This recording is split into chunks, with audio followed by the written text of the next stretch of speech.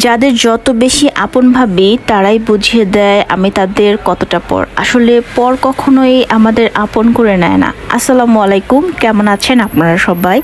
আমি যদি আজকে শবে বরাতের ব্লগ শেয়ার করি, আপনারা কি খুব বেশি মাইন্ড করবেন? আসলে ব্যাপারটা হচ্ছে এরকম যে আমি অনেক ব্লগ ভিডিও আপনাদের জন্য রেডি করে রাখলেও যথাসময়ে তা আপলোড করতে পারি না। অনেক ইস্যুজের কারণে কিছু সময় হয়তো আমি অসুস্থ থাকি, আর কিছু সময় আমি দেখা যাচ্ছে যে ইচ্ছা করে আলসামো করি না, অথবা কাজের ব্যস্ততাও থাকে। তো আজকে যেটা করছিলাম সেটা হচ্ছে শবে বরাত উপলক্ষে আমি আজকে হালুয়া তৈরি করছিলাম। গ্রামের বাড়িতে যাব, তো ভাবলাম যে সবার জন্য হালুয়া তৈরি করে নিয়ে যাই। তো হালুয়া প্রসেসিং কিন্তু একদম ইজি। সেটা ডালকে কিছুক্ষণ আপনার পানিতে ভিজিয়ে রেখে এরপর আপনি প্রেসার কুকারে অথবা নর্মাল চুলাতে এটাকে ভালো করে সিদ্ধ করে নেবেন। অল্প একটু লবণ দিয়ে নেবেন। এরপর যেটা করতে হবে, ব্লেন্ডারে ব্লেন্ড করে নিতে পারেন, অথবা আপনি চাইলে এটা পাটায় বেটে নিতে পারেন। তবে পাটায় বেটে নিলে সবচেয়ে বেশি ভালো হয়, শুকনা হয়। এরপর যেটা করতে হয় সেটা হচ্ছে আমি অল্প একটু দুধ আগে হাতে মিক্স করে নিয়েছি। এরপর চুলার মধ্যে তেল দিয়ে, অথবা আপনার বাসায় যদি ঘি থাকে আপনি ঘি দিবেন। ঘি দিয়ে সেটার মধ্যে অল্প কিছু গরম মশলা দিয়ে একদম পরিমাণ মতো দিয়ে এরপর হচ্ছে আপনাকে সুন্দর করে সেই বাটা ডালটা দিয়ে দিতে হবে। এরপর নাড়াচাড়া করতে হবে, অল্প একটু পরিমাণ লবণ দিবেন। এরপর সেখানে আপনি কিছুক্ষণ পানি শুকিয়ে আসলে তারপরে দিতে হবে চিনি। এটাতে এক্সট্রা কোনো পানি ইউজ করার দরকার নেই, কারণ চিনি থেকে পর্যাপ্ত পরিমাণে পানি বের হবে। এরপর চিনি যদি টেস্ট ঠিকঠাক মতো থাকে তারপর হচ্ছে আপনি চাইলে আরেকটু গুঁড়ো দুধ ইউজ করতে পারেন আমার মতো, অথবা হচ্ছে আপনি চাইলে এর মধ্যে কিশমিশ বা আপনার যা ভালো লাগে তাটা ইউজ করতে পারেন। এরপর একটা পাত্রে সুন্দর মতো তেল দিয়ে আপনাকে এটাকে একটু শুকনো অবস্থায় হচ্ছে বিছিয়ে নিতে হবে। যদি এটা বেশি শুকনো হয়ে যায় তাহলে কিন্তু পরে দেখা যাবে একদম হার্ড হয়ে যায়। সো এটা লিকুইড থাকা অবস্থায় নিতে হবে, অত বেশি শুকনো করা যাবে না।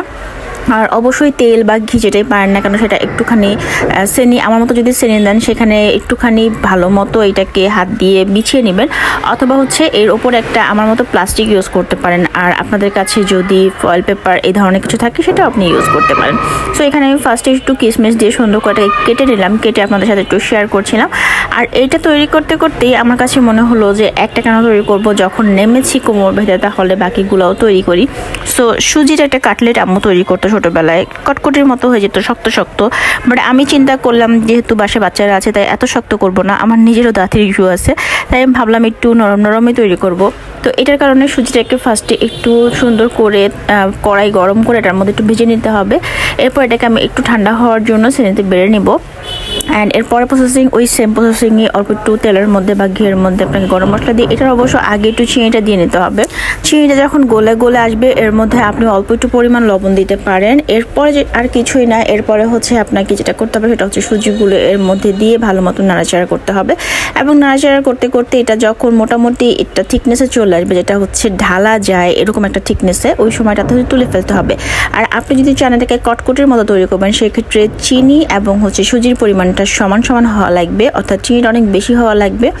এবং এই ক্ষেত্রে আরেকটু বেশি শক্ত হওয়ার পরে নামাতে হবে, যাতে নামানোর সময় এটা শক্ত হয়ে থাকে।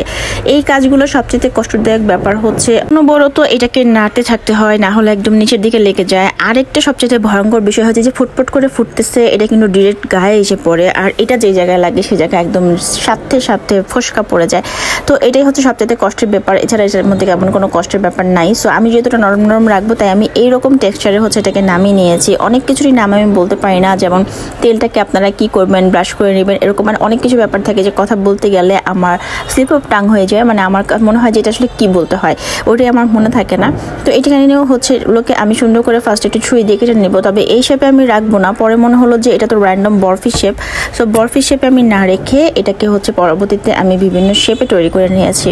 তো ভিডিওর শুরুতে যেমনটা আপনাদের সাথে একটা কথা শেয়ার করলাম যে পরকে আপনি যতই আপন মনে করেন না কেন তারা কিন্তু কখনোই আপন হয় না।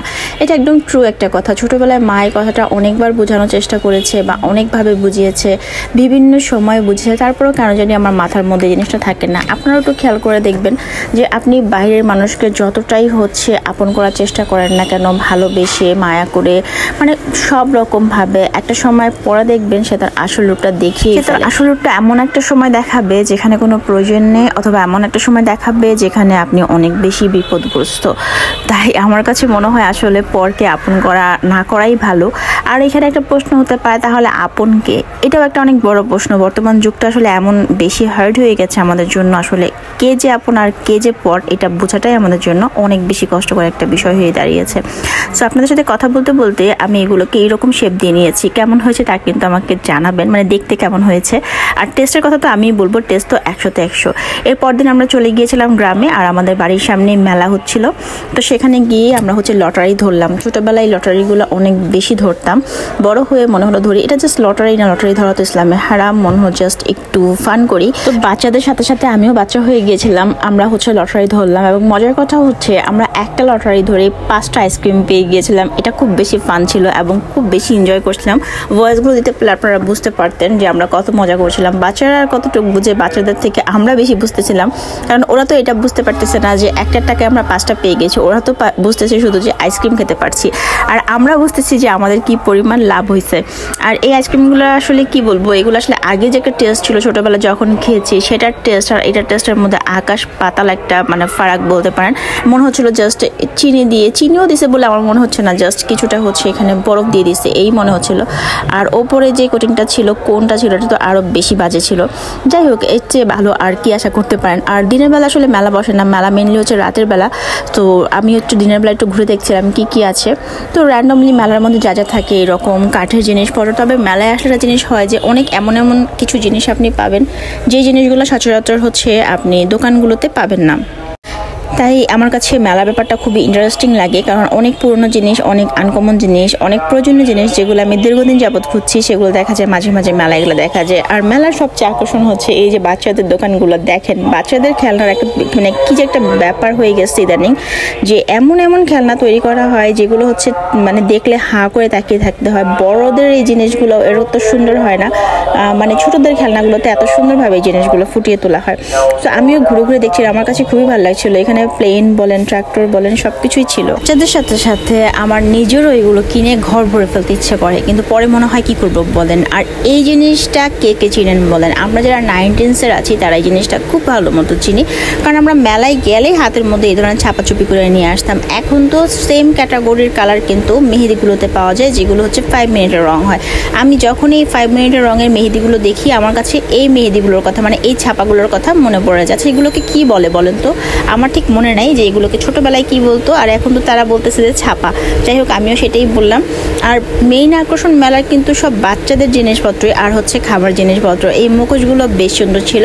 আজকে আমি মেলায় ঘুরে ঘুরে আপনাদেরকে এই সুন্দর সুন্দর জিনিসগুলো দেখাচ্ছি, আর আমার কাছে মনে হচ্ছে যে মানে খুবই আনন্দ লাগছে। যারা দেখছেন আমার কাছে মনে হচ্ছে যে তাদের কাছেও খুব ভালো লাগছে, কারণ যে ছোটোবেলায় ফিরে যাওয়া যায়। এই যে দেখেন এই পুতুলগুলো, ছোটোবেলায় এই পুতুলগুলো দিয়ে আমি এত খেলতাম, আর মেলায় গেলেই শুধু এই পুতুলগুলো আমাকে কিনে দিতেই হতো। আমি ছোটোবেলায় খুব অনেক মানে জিদ্দি টাইপ একটা মেয়ে ছিলাম। দেখা গেছে যে এমনও হয়েছে প্রত্যেকবারই ঈদের সময় বাবা কাপড় কিনে দিত, মানে ড্রেস কিনতে নিয়ে গেলে আমি অলওয়েজ মার্কেটের মধ্যে একটা সিন করে ফেলতাম, মানে একদম কান্নাকাটি গড়াগড়ি এরকম করতাম। এটা আমার ছোটোবেলারই অভ্যাস ছিল, আর একটা নিয়ে আমি কখনোই সন্তুষ্ট হতাম না। তো যাই হোক, এখানে খেলনাগুলো দেখছিলাম, আর আমার কাছে সেই ছোটোবেলার কথাগুলো মনে পড়ে যাচ্ছিল। এই ট্রাকটা দেখেন, এটা আসলে কি ধরনের ট্রাক, বাট এত সুন্দর ফিনিশিং দেখে বোঝাই যায় না। আর ছেলে বাবুদের জন্য কিন্তু এইগুলা, এই যে ট্রাক বল। আচ্ছা, ছেলে বাবুদের যখন আপনারা গিফট করেন, লাইক বার্থডেতে কি দেন আপনারা আমাকে একটু বলেন তো? মেয়ে বাবুদের জন্য অনেক অপশন থাকে, একবারে ছেলে বাবুদের জন্য না কিছুই খুঁজে পাওয়া যায় না। মেয়ে বাবুদের জন্য তো এই যে দেখেন, সাজগোজ থেকে শুরু করে খেলনাপাতি, হাড়ি পাতিল, পুতুল, অনেক কিছু দেওয়া যায়, তাই না? তো ঘুরতে ঘুরতে চলে এসেছি এবার আমি বড়দের জিনিসে, মানে আমার পছন্দের জিনিসগুলোতে। এখানে অনেক ধরনের কাঁকড়া ছিল, তো সেগুলো আমি দেখছিলাম। এই সুন্দর বাটারফ্লাই স্টাইলের কাঁকড়াটা আমার কাছে ভীষণ ভালো লেগেছে। তো আমি দেখছিলাম যে কোন কালারটা নিব। প্রাইসও খুব কম ছিল, মাত্র 30 টাকা। বাট 30 টাকা অনুযায়ী আমার কাছে মনে হয়েছে এটার প্লাস্টিকটা অনেক বেশি ভালো। আর এখানে আরও অনেক সুন্দর সুন্দর কাঁকড়া ছিল। আচ্ছা বলেন তো আমি কোন কালারটা নিয়েছি? এই ফ্লাওয়ারটাও খুব সুন্দর লাগছিল, মানে এগুলো মাথায় পরলে যেমন সুন্দর লাগে, আপনি যদি মাথায় না পরেন তাহলে আপনি যদি ব্যাগের সাইডেও দিয়ে রাখেন তাও সুন্দর লাগে। আর এই রিবনগুলোও খুব সুন্দর, এগুলো মাত্র 20 টাকা করেছিল। আমি এই কালারটা নিয়েছি, এটা খুব সুন্দর, এটা নুরিশ টাইপ কালার, তো দেখতে বেশ ভালো লাগছিল। সো এটা আমি একটা নিয়ে নিয়েছি, আর একটা কাঁকড়া নিয়ে নিয়েছি। অনেকক্ষণ ধরে যাচাই বাছাই করে তারপরে হচ্ছে এগুলো নিয়েছি, কারণ হচ্ছে এগুলো রাবারগুলোতে একটু প্রবলেম মনে হচ্ছিল আমার কাছে। কিছু কিছু ছিল যে রাবার নষ্ট, কিছু কিছু ভালো ছিল। সো এই যে অবশেষে আমি এই বিস্কিট কালারটা আর এটা নিলাম। এরপর যেটা দেখছিলাম সেটা হচ্ছে চুড়ি। মানে বাঙালি মেয়ে আর চুড়ির প্রতি কোনো ভালো লাগা নেই বা ইমোশন কাজ করে না এমন মনে হয় কেউই নাই। বাসায় চুড়ি পরেন বা বাইরে চুড়ি পরেন বা না পরেন, আপনারা দেখবেন দোকানে গেলে আমাদের কেন জানি চুড়ি দেখলে একটু হাত দিয়ে ধরে দেখতে ইচ্ছে করে। আর এখানে আমি সুন্দর প্যাটার্ন সহ চেইনগুলো দেখছিলাম, এই চেইনগুলো কিন্তু বেশ ভালো। এবং আমি একটা জিনিস খেয়াল করে দেখেছি, এই ধরনের চেইনগুলো আপনি দীর্ঘদিন যাবত পরতে পারবেন, কালারও খুব একটা নষ্ট হয় না।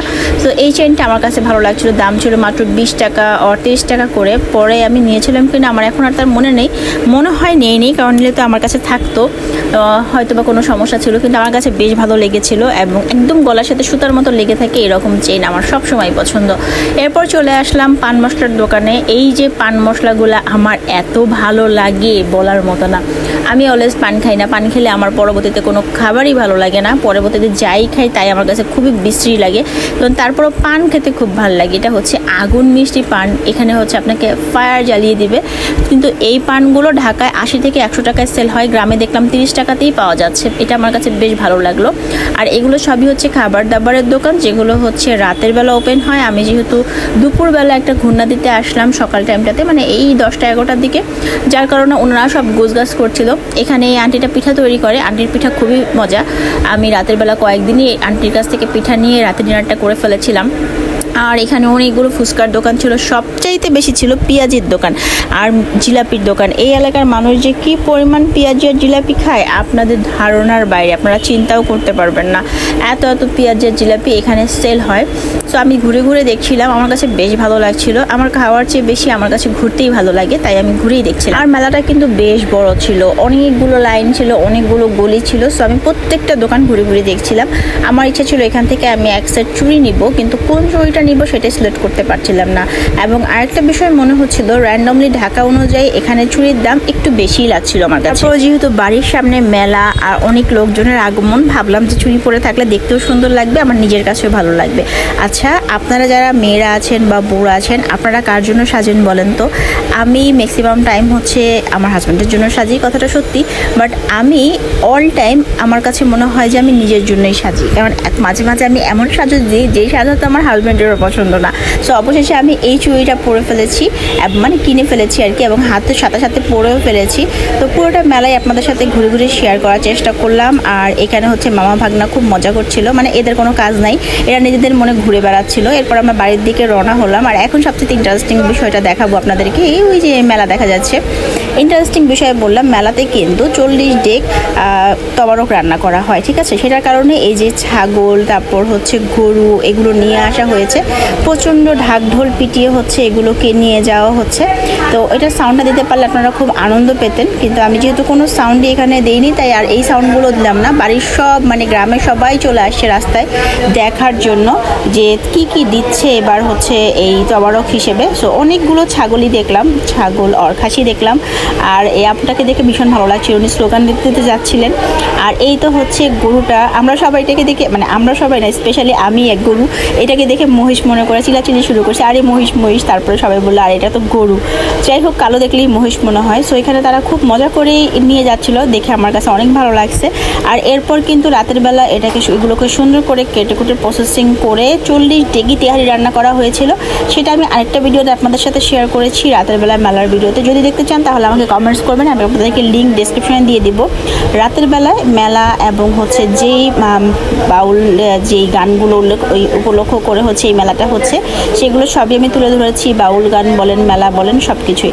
তো আশা করছি আমার ভিডিওটা আজকে আপনাদের কাছে ভালো লেগেছে। যদি ভালো লাগে তাহলে লাইক কমেন্ট শেয়ার করতে ভুলবেন না। চ্যানেল নতুন হয়ে থাকলে অবশ্যই চ্যানেলটা সাবস্ক্রাইব করে দেবেন। দেখা হচ্ছে আপনাদের সাথে নেক্সট কোনো ভিডিওতে। আল্লাহ হাফেজ।